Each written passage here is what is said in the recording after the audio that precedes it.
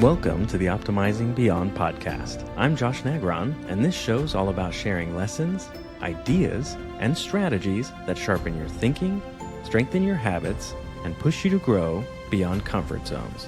Let's dive in. Have you ever looked back at an idea you had years ago and thought, man, if I would have just started then? That was me back in May of 2021. I knew I wanted to do this. I felt the pull. I even had the vision. I still remember my mentor asked us at an offsite we did with my colleagues a question like, what's the one thing you feel the pull to do but aren't doing? My answer was that I knew I needed to start a podcast, YouTube channel, a blog, or something like that. The stirring in my heart was real, but instead of starting, I waited. I overthought, and I told myself I wasn't ready. Because of doubt, for almost 5 years, nothing happened. Today's episode is all about what actually starting taught me and why waiting felt safe, but is actually expensive. Welcome back to the show today. Forgive my low voice. I've got some drainage going on, and so I've got a little Barry White situation going on. Maybe it's better for a podcast voice, maybe not. You'll have to tell me what you think. So let's go back to that offsite back in May of 2021. Where was I in life at that moment? Honestly, at a great place to start something like this. I was already putting into practice a lot of the things that I was learning, reading about in books that my mentors were teaching me. I had a well-established devotional, spiritual routine, great morning routine. I was already regular with gratitude, and I had been working out every morning for a very long time. So I had a really strong foundation in things that I had worked on that I could start to teach other people. That's why when she asked me, what's the one thing that I'm not doing? I felt this pull. This immediately came to mind because I knew that I was helping people on a smaller scale. I had people coming to me regularly asking me for advice for fitness, nutrition, and all sorts of other habits. They saw the things that I was working on and the foundations and habits that I had laid down, and they wanted my opinions to help them in their lives. It was such an honor to get that trust. And so it was just natural for me to feel inspired to want to spread that out in other avenues. And if you've ever had a stirring in your heart like that, you know what I'm talking about, where you're like, I know I can do this. I know I can help more people. And genuinely, you feel that responsibility. And to be quite honest with you, that had been present for quite a long time already. And so when she asked the question, I really didn't have to do much thinking to think about that idea. And honestly, I didn't really hesitate in saying it out loud when she finally asked, because this idea had been pulling on me for probably several years before that. So you're totally justified in asking the question, why the heck didn't you? Right? And so I knew I needed to start something, but knowing wasn't enough. For me, my biggest challenge was doubt. How would I do it? Would it really be meaningful? What if it was a failure? What if it wasn't produced well? Would anyone really care, benefit, all the things? None of those questions I asked in their reality, but they existed in my subconscious in a way where I wasn't willing to face them, but they definitely had power to stop any sort of action. We talked before on this show about me being a recovering perfectionist. Back then, I was still in that mindset that whatever I did, I wanted to do it with excellence. I didn't want to fail. So out of that naturally comes the hesitation to do something new. Because most of the time when you do something new, you're not going to be amazing at it. And when you're a perfectionist, you just can't handle that reality. So a lot of times, unfortunately, you don't do anything. Now, let's admit it. Was I generally not ready to do something like that? Absolutely. I knew nothing about anything related to podcasting, YouTubing, blogging, or anything. But I did know the things that I was passionate about, and I did know how to share those with other people. All you need is those two things in my context to really start something like this. But for me, doubt always found its way in, and not always in one way. A lot of times it did it quietly, that tiny little voice that tells you, nobody cares, nobody's going to listen, it's not going to matter, this is a waste of your time. Sometimes for us logical, analytical folks out there, it can show up in that way of like, you haven't learned enough to teach anybody anything yet. You need to learn more. You need to accumulate more credibility before you do something like this. And sometimes it's just a really loud voice that tells you, yeah, this just isn't going to work. Why do you think that you can possibly do that? Like we've talked about before, The voice inside your head sometimes says things that you wouldn't dare say to another human being, right? And in a way, it makes you feel responsible, doesn't it? You're like, well, I want to do a good job and I want to deliver well. And you can apply that to so many different things. And so waiting and doing absolutely nothing almost feels like the right thing to do. Isn't that crazy?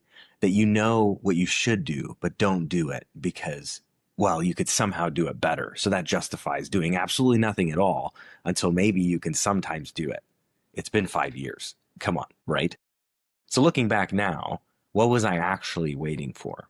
I was waiting for the right time that never came. And I could look back at it now and look at it with so much negative emotion if I wanted to, right? So if you Google what happened to podcasting and blogging during the time of COVID, it blew up. So anyone starting a new show around that time experienced crazy growth and success at much higher percentages because people weren't doing anything. That universe just really experienced exponential growth. I didn't do anything. And now, starting at many years later, it's a much different scenario. So, FOMO for sure. But that's okay, because I started now. And that's all that matters. But I will say, 5 years is a long time. And this is where weight enters the story. Over 5 years, this idea definitely resurfaced often.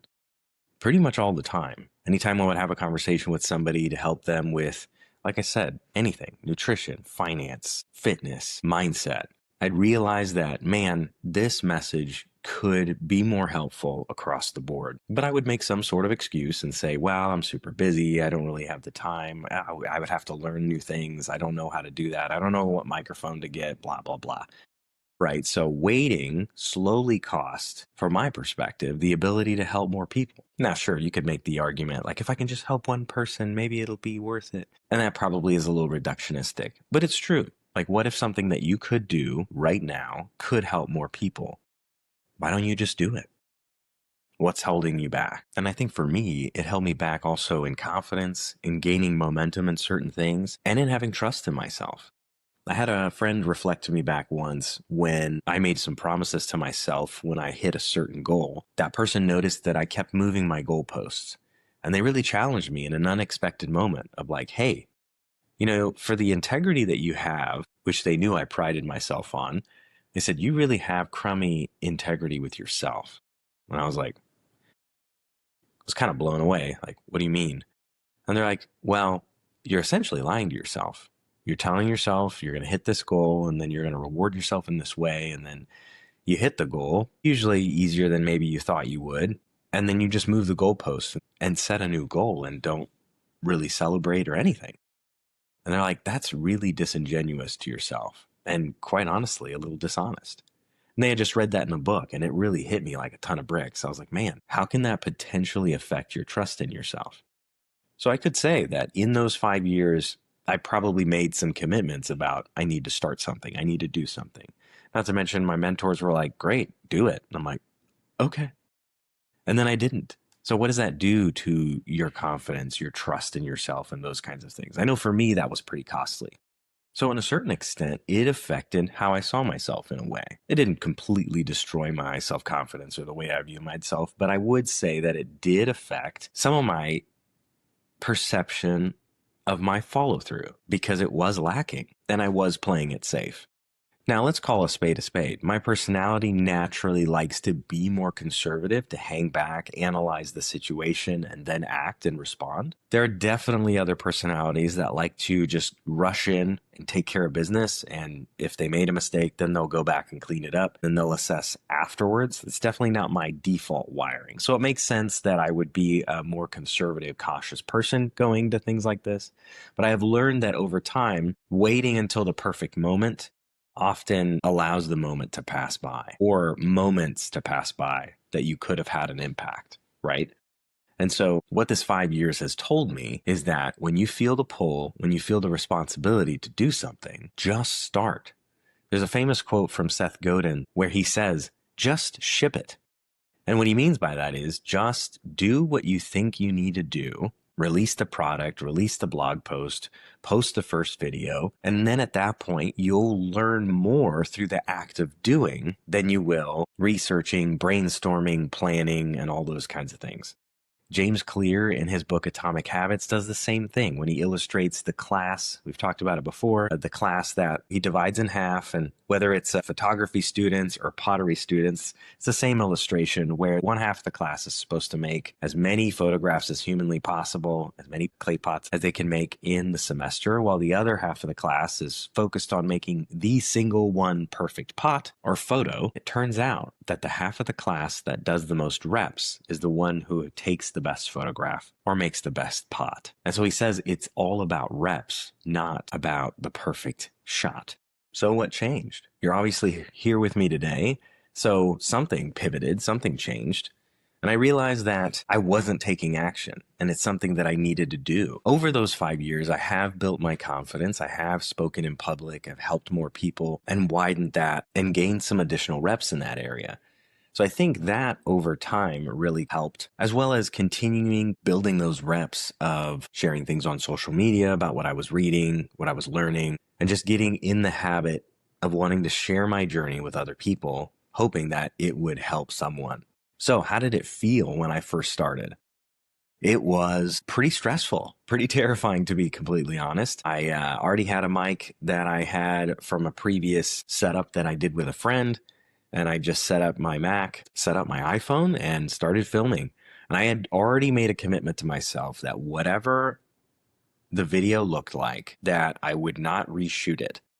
I would make the first episode on something that was fresh and passionate on my mind at that time, arguably a pretty controversial one, to be honest with you, and that it was going to get posted no matter what. And I had some doubts because, again, it was not the first episode I anticipated on doing, but it was one that was straight out of something that I was wrestling with and that I wanted to share with other people. And so it was real, it was raw, and I followed through with that commitment. I pressed post when I wasn't even sure that was the best idea. And the commitment was that I would continue to be consistent every single week after that. And I've learned some great things over that. And to satiate my desire for perfection, I made the commitment to myself that every single week I would tweak one thing that I could improve. What's one thing I could adjust and do better the next time? And that's one thing you learn when you edit yourself. Nobody likes to listen to themselves talk, see recordings or listen to recordings of themselves. It's pretty gross.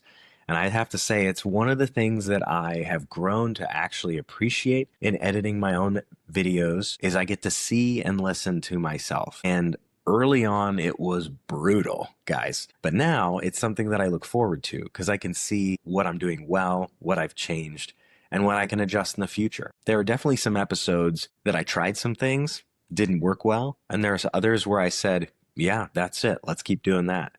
So that was really the beauty of it, that over the first few reps, I learned so much and realizing that, well, this is how you do that. And this is how you save that. And this is how you prevent that. One of my favorite moments was, I don't even remember what episode it was, but I shot it. I actually felt really good about it. It was vibing pretty good. I knew there wasn't going to be a lot of cuts or edits. And I was like, man, that was pretty awesome. And I went back to load it into the editor and there was no sound. I was like, man, that's kind of weird. Well, it turns out that my microphone, the mute button had been bumped and the entire episode was worthless. So I had a choice to make in that moment. I was definitely frustrated, of course, but the choice was, do you just give it up and do it again tomorrow or something, or just get back in there and do it again? And it was tough. It took me a minute to get in the groove because I was kind of thrown off. I was a little frustrated and I needed to get my head back in the game. Now, was the episode as good as the first time? Honestly, probably not. But that's okay, because in those moments, I'm practicing what I preach, right? And in those moments, that's when you find your strength. And if you think about anything that you start for the first time, whether it's, let's say you pick up pickleball or golfing or something new, right, that you don't know how to do, you end up learning so much in those early days that you could never learn by just reading blogs and asking ChatGPT or anything like that. So the theory of research and planning, there is definitely a place for those things, But you can definitely learn so much more when you just decide to start, give it a whirl, and see what you can do. And there are some really powerful things that kind of tend to emerge after you get moving. People started reaching out and telling me how certain episodes affected them, how helpful they were to them. And those are honestly things that I wasn't particularly expecting. And then to be honest with you, the fears turned out to be super exaggerated or really had no basis whatsoever to begin with. A lot of the things that I was afraid of were just things in my head that completely dissipated, mostly after pushing the first publish button. And so, what did action teach me about clarity? Well, I do a lot of reading, I do a lot of researching, I love knowledge, and I love learning new things. But there is a type of learning that you can only gain by taking action and by actually doing it. And that type of learning gives you clarity to execute at a higher level over and over. And that momentum actually started changing my relationship with doubt. I remember probably in 2022, after working with one of my mentors for over a year, they were talking about her phrase, your gap in the crap. So she talks about on the left, you have where you currently are, and on the right, you have where you want to be, what you want to accomplish, etc. And in the middle, she says, draw a big V. And she's like, and that is your gap of crap. And that is those things that are keeping you from moving towards where you want to go, what you want to do. And I still remember today, I was writing down all of those things that I thought were holding me back. And she says, yep, those are all true. She's like, but do you know what the underlying singular binding thing is for all those things?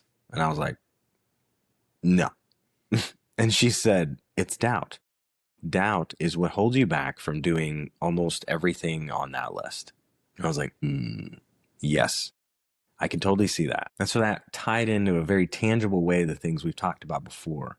I am a very disciplined person. I don't think that's by accident, because discipline over time, over almost decades now in certain areas, has taught me that discipline overcomes when motivation wanes. And so in certain areas of my life, I've established habits and patterns to guarantee that I put in the work and I execute on those areas regardless of if I feel like it. And it's just been a matter of time of applying that discipline in other areas, like sitting down and filming every single week to talk about something that we can optimize together.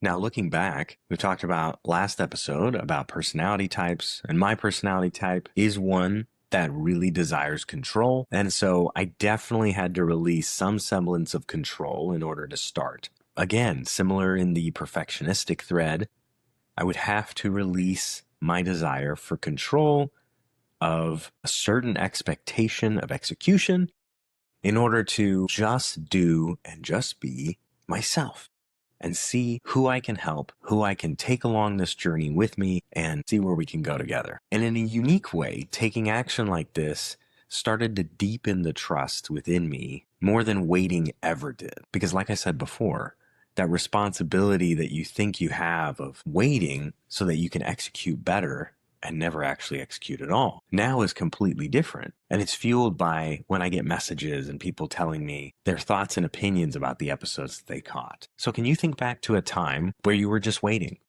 when there was something you knew you needed to do and you just weren't doing it? What was that for you? I'd love to know. Let me know in the comments. And then, did you start?